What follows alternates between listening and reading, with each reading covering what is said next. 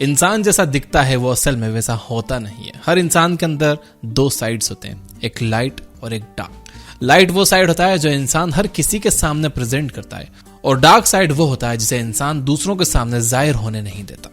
Robert Greene ने अपनी किताब the laws of human nature में इस डार्क साइड के बारे में समझाया है और इस डार्क साइड को ओवरकम करना भी सिखाया है। लोग हमें जैसे दिखते हैं और खुद को दिखाते हैं, असल में वो वैसे होते नहीं हैं। उनके पोलाइट, केयरिंग और काइंड बिहेवियर के पीछे एक डार्क साइड छुपा होता है, जिसमें इंसान की इनसिक्योरिटीज, डर, लालच और एग्रेशन होता है। इंसान हमेशा इस डार्क साइड को दूसरों से छुपाते हैं ताकि सोशल एक्सेप्टेंस को हासिल कर सकें। लेकिन कभी कभी कई लोगों पर यह डार्क साइड इतना हावी हो जाता है कि ये उनकी बातों में और उनके बिहेवियर में झलकने लगता है। रॉबर्ट ग्रीन ने अपनी किताब में इस डार्क साइड को शैडो कहा है। तो चलिए डार्क साइड यानी शैडो के बारे में थोड़ा डिटेल में समझ लेते हैं कि आखिर ये होता क्या है और इसे कैसे पहचान सकते हैं और आप इस पर कैसे काबू पा सकते हो। डार्क साइड यानी शैडो। हर इंसान दूसरों के सामने एक अच्छी रिस्पेक्टफुल इमेज बनाता है। ज्यादातर लोग दूसरों के सामने अपनी लाइट साइड जैसे स्ट्रेंथ, स्किल्स, खूबसूरती, इंटेलिजेंस, मेहनत और सभी अच्छी चीज दिखाते हैं। लेकिन उन सभी लोगों के अंदर एक डार्क साइड भी होता है। जैसे स्ट्रेंथ के साथ साथ वीकनेस होती है, स्किल्स के पीछे छुपी गलतियां होती हैं, खूबसूरती के पीछे छुपे जख्म होते हैं, इंटेलिजेंस के पीछे छुपे हुए फेलियर्स होते हैं और मेहनत के पीछे छुपी हुई कोई बेईमानी या कोई फ्रस्ट्रेशन होता है जिसे वो कभी भी दूसरों के सामने एक्सप्रेस नहीं करते और ऐसा दिखाते हैं जैसे उन्होंने अपनी जिंदगी में कभी ये सारी चीजें फेस ही नहीं की हैं, जैसे उनके अंदर कोई वीकनेस, कोई गुस्सा, कोई फेलियर, कोई कमी है ही नहीं। इंसान का अपने डार्क साइड या यह कहें कि शेडो के डेवलप होने पर कोई कंट्रोल नहीं होता।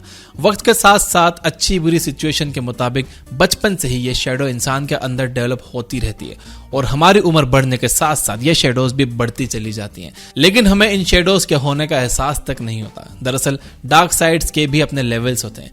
किसी के अंदर ये बहुत छोटे लेवल पर होती है तो किसी के अंदर ये बहुत हायर लेवल तक पहुंच जाती है। ये डार्क साइड अक्सर स्ट्रेस, टेंशन या लड़ाई के दौरान झलकने लगती है। आपने भी देखा होगा कि कोई व्यक्ति बहुत पोलाइट है, लेकिन जब उसकी लड़ाई होती है तो वही इंसान सबसे ज्यादा एग्रेसिव हो जाता है और अपना कंट्रोल खो देता है। कोई बहुत समझदार इंसान भी गुस्से में आपसे बुरा बिहेव करने लगता है। असल में ये लोग खुद अपनी डार्क साइड नहीं जानते और अपनी शेडो को समझ ही नहीं पाते। ये डार्क साइड इनसिक्योरिटीज, डर और स्ट्रेस की वजह से इंसान के बिहेवियर में दिखने लगती है और ऐसी सिचुएशन में अनकॉन्शियसली एक्टिव हो जाती है। कभी कभी इंसान की इनसिक्योरिटीज और डर इतना बढ़ जाता है कि ये शेडोज उन्हें एविल बना देती हैं, जिसके बाद इंसान को सही और गलत के बीच का फर्क तक समझ नहीं आता और अल्टीमेटली वो इंसान पूरी तरह बर्बाद हो जाता है। चलिए आपको एक एग्जाम्पल से समझाते हैं जो रॉबर्ट ग्रीन ने खुद अपनी किताब में दिया है। रॉबर्ट निक्सन 1968 में अमेरिका के 37वें प्रेसिडेंट बने। इससे पहले निक्सन का बचपन मुश्किलों से भरा हुआ था और निक्सन ने पॉलिटिकली भी बहुत ज्यादा स्ट्रगल किया था। निक्सन के दुश्मन उन्हें कभी कामयाब नहीं होने देना चाहते थे, लेकिन निक्सन भी अपने इरादों के पक्के थे, इसलिए अपनी मेहनत से वो प्रेसिडेंट बनने में कामयाब हो गए। निक्सन बहुत ही काइंड, केयरिंग, देशभक्त और वैल्यूज वाले इंसान थे। निक्सन बहुत ही नेक इरादों के साथ प्रेसिडेंट बने थे। वो सचमुच अमेरिका के लिए बेहतर करना चाहते थे। लेकिन प्रेसिडेंट बनने के बाद निक्सन का अपने स्टेटस, इमेज और पोजीशन को लेकर डर और इनसिक्योरिटीज बढ़ने लगी, क्योंकि बचपन से उन्होंने हर चीज के लिए बहुत स्ट्रगल किया था।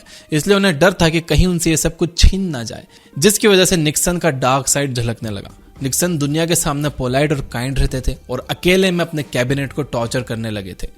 निक्सन ने अपोजिशन पार्टी को बदनाम करने के लिए बहुत सी चालें चलना शुरू कर दी। धीरे धीरे उनका यह डार्क साइड उन पर हावी होने लगा और दूसरों के सामने खुले तौर पर जाहिर होने लगा और आखिरकार निक्सन एक बार अपोजिशन की जासूसी करते हुए पकड़े गए, जिसकी वजह से उनकी इमेज बहुत खराब हो गई। लोगों ने उनका विरोध करना शुरू कर दिया।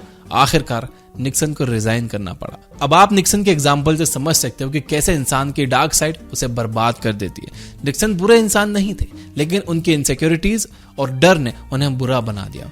और तो और निक्सन को यह सब कुछ करते वक्त एहसास भी नहीं हुआ कि वो गलत काम कर रहे हैं। ऐसा ही सबके साथ होता है। इंसान की डार्क शेडो उनसे सोसाइटी में एक्सेप्टेंस पाने के लिए गलत काम करवा देती है।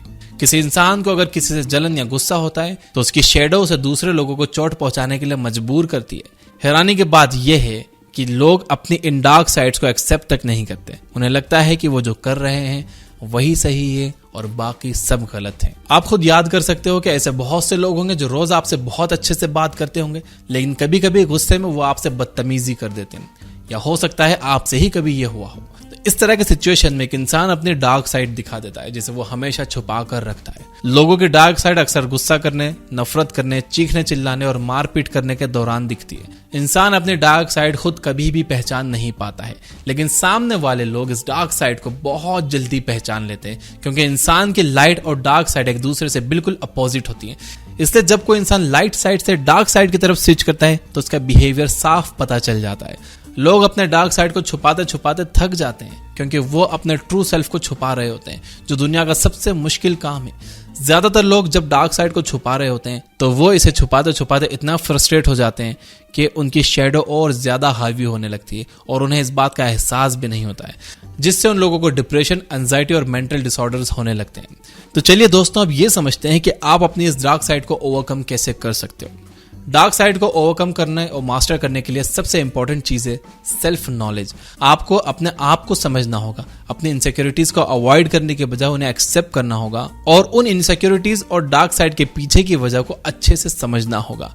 आप अपनी जिंदगी में कभी ना कभी ऐसे लोगों से तो जरूर मिले होंगे जो अपनी ही कंपनी को बहुत पसंद करते हैं, जो अपने स्ट्रेंथ्स के साथ साथ अपनी कमजोरियों को भी एक्सेप्ट करते हैं, अपनी स्टूपिड गलतियों पर हंसते हैं।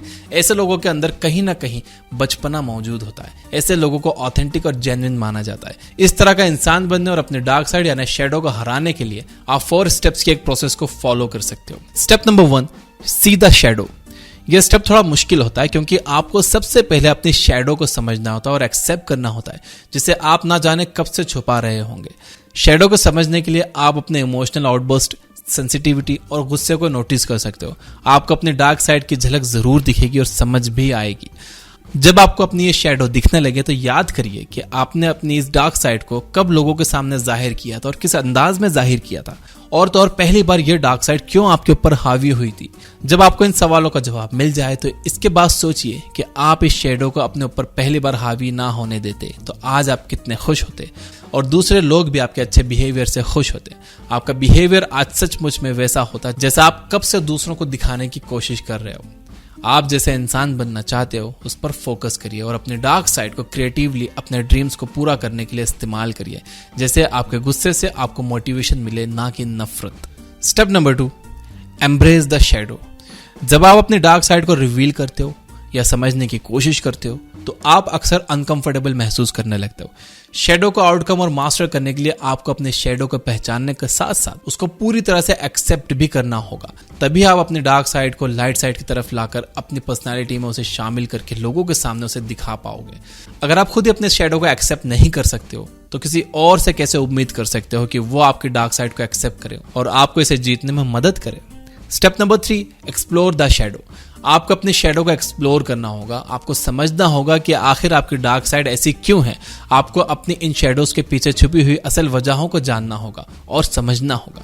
आपको अपने डार्केस्ट साइड को एक्सप्लोर करना होगा। आपको ये सोचना होगा और समझना होगा कि आखिर आप कैसे अपनी इस डार्क साइड को लोगों के सामने प्रोडक्टिवली दिखा सकते हो। आपको एक्सप्लोर करना होगा कि आखिर कैसे आप अपनी शैडो को अपनी नई पर्सनालिटी के लिए फायदेमंद बना सकते हो। Step number 4, show the shadow.